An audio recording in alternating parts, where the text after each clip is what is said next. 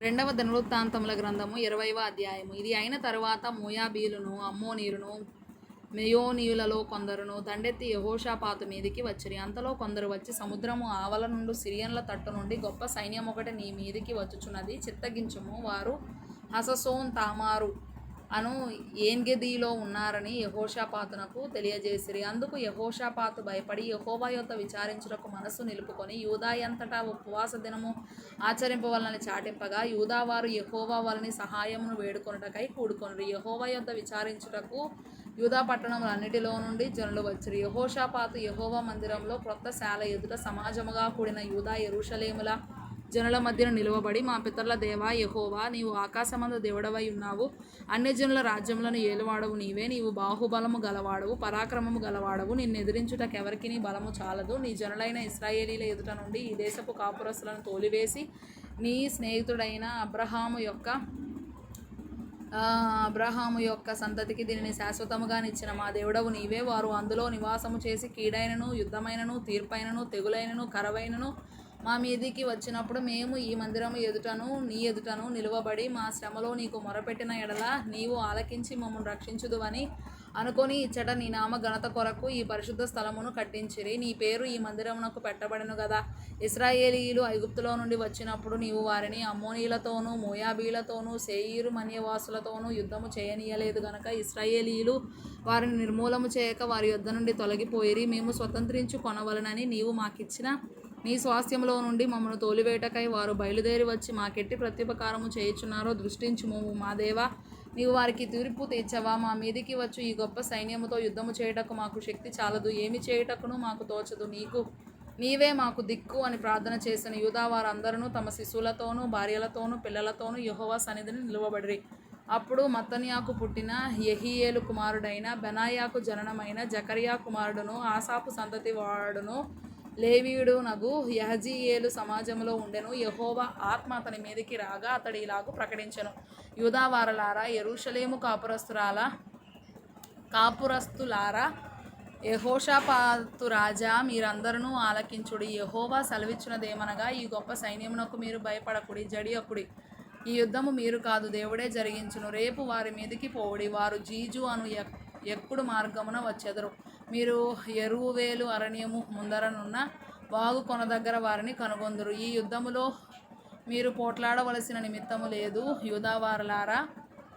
యూదావారలారా, యెరూషలేము వారలారా, మీరు యుద్ధ పంక్తులు తీర్చి నిలువబడుడి. మీతో కూడానున్న యెహోవా దయచేయు రక్షణను మీరు చూచెదరు. భయపడకుడి, జడియకుడి. రేపు వారి మీదికి పోవుడి, యెహోవా మీతో కూడా ఉండును. అప్పుడు యెహోషాపాతు సాష్టాంగ నమస్కారము చేసెను. యూదావారును యెరూషలేము కాపురస్తులను యెహోవా సన్నిధిని సాగిలపడి నమస్కరించిరి. కహాతీల సంతతి వారును కోరహీల సంతతి వారునగు లేవీయులు నిలువబడి గొప్ప శబ్దముతో ఇశ్రాయేలీల దేవుడైన యెహోవాను స్తుతించిరి. అంతటా వారు ఉదయముననే లేచి తెకోవా అరణ్యమునకు పోయిరి. వారు పోవుచుండగా యెహోషాపాతు నిలువబడి, యూదావారలారా, యెరూషలేము కాపురస్తులారా, నా మాట వినుడి. మీ దేవుడైన యెహోవాను నమ్ముకొనుడి, అప్పుడు మీరు స్థిరపరచబడుదురు. ఆయన ప్రవక్తలను నమ్ముకొనుడి, అప్పుడు మీరు కృతార్థులగుదురని చెప్పెను. మరియు అతడు జనులను హెచ్చరిక చేసిన తరువాత యెహోవాను స్తుతించుటకు గాయకులను ఏర్పరిచి, వారు పరిశుద్ధాలంకారములు ధరించి సైన్యము ముందర నడుచుచు, యెహోవా కృప నిరంతరముండును, ఆయనను స్తుతించుడి అని స్తోత్రము చేయుటకు వారిని నియమించెను. వారు పాడుటకును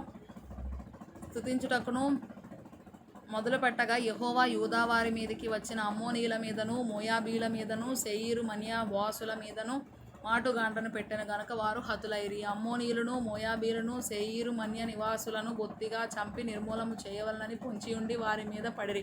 వారు శేయీరు కాపురస్తులను కడముట్టించిన తరువాత తమలో ఒకరినొకరు చంపుకొనుటకు మొదలుపెట్టిరి. యూదావారు అరణ్యమందున్న కాపర్ల దుర్గము దగ్గరకు వచ్చి సైన్యము తట్టు చూడగా వారు శవములై నేలపడి ఉండిరి, ఒక్కడునూ తప్పించుకొనలేదు. యెహోషాపాతును అతని జనులను వారి వస్తువులను దోచుకొనుటకు దగ్గరకు రాగా, ఆ శవముల యొద్ద విస్తారమైన ధనమును, ప్రశస్తమైన నగలను కనబడెను. వారు తమకిష్టమైనంత మట్టుకు తీసుకొని తాము కొనిపోగలిగినంతకంటే ఎక్కువగా ఒడుచుకొనిరి. కొల్ల సొమ్ము అతి విస్తారమైనందున దాన్ని కూర్చుటకు 3 దినములు పట్టిన. 4వ దినమున వారు బెరాకా లోయలో ఉండిరి. అక్కడ వారు యెహోవాకు కృతజ్ఞతాస్తుతులు చెల్లించినందున నేటి వరకును ఆ చోటికి బెరాకా అనగా స్తుతి, ఆశీర్వాదము లోయ అని పేరు. ఈలాగున యెహోవా వారి శత్రువుల మీద వారికి జయము అనుగ్రహించి వారిని సంతోషపరచెను గనుక యెరూషలేమునకు ఉత్సవముతో మరలవలనని యూదావారును యెరూషలేము వారును వారందరికీ ముందు యెహోషాపాతును సాగి వెళ్ళిరి. వారు యెరూషలేములోనున్న యెహోవా మందిరమునకు స్వరమండలములను సితారాలను వాయించుచు బోరలు ఊదుచూ వచ్చిరి. ఇశ్రాయేలీయుల శత్రువులతో యెహోవా యుద్ధము చేశానని దేశంలో రాజ్యంలో వారందరూ వినగా దేవుని భయము వారందరి మీదికి వచ్చెను. ఈ ప్రకారము అతని దేవుడు చుట్టూనున్న వారిని జయించి అతనికి నెమ్మదిని అనుగ్రహింపగా యెహోషాపాతు రాజ్యము నిమ్మళముగా నుండెను. యెహోషాపాతు యూదా రాజ్యమును ఏలెను. అతడు ఏలనారంభించినప్పుడు 35 సంవత్సరముల వాడై యెరూషలేములో 25 సంవత్సరములు ఏలెను. అతని తల్లి షిల్హీ కుమార్తె, ఆమె పేరు అజూబా. అతడు యెహోవా దృష్టికి యథార్థముగా ప్రవర్తించి తన తండ్రి అయిన ఆసా మార్గమందు నడుచుచు దానిలో నుండి తొలగిపోకుండెను. అయితే అప్పటికింకనూ జనులు తమ పితరుల దేవుని వెదకుటకు తమ హృదయములను స్థిరపరచుకొనలేదు. అతడు ఉన్నత స్థలములను తీసివేయలేదు. యెహోషాపాతు చేసిన కార్యములన్నిటిని గూర్చి హనానీ కుమారుడైన యెహూ రచించిన గ్రంథమందు రాయబడి ఉన్నది. ఈ యెహూ పేరు ఇశ్రాయేలు రాజుల గ్రంథమందు కనబడుచున్నది. ఇది అయిన తరువాత యూదా రాజైన యెహోషాపాతు మిక్కిలి దుర్మార్గముగా ప్రవర్తించిన ఇశ్రాయేలు రాజైన అహజ్యాతో స్నేహము చేసెను. తర్షీషునకు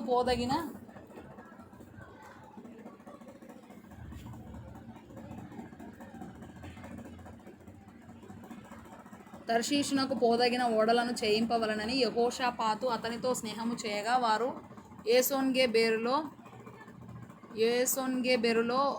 ఆ ఓడలను చేయించిరి. అప్పుడు మారేషా వాడును దోదావాహు కుమారుడు నగు ఎలీయెజరు, నీవు అహజ్యాతో స్నేహము చేసుకొంటివి గనుక యెహోవా నీ పనులను భంగము చేయునని యెహోషాపాతు మీద ప్రవచనం ఒకటి చెప్పెను. ఆ ఓడలు తర్షీషునకు వెళ్ళజాలకుండా బద్దలైపోయాయి.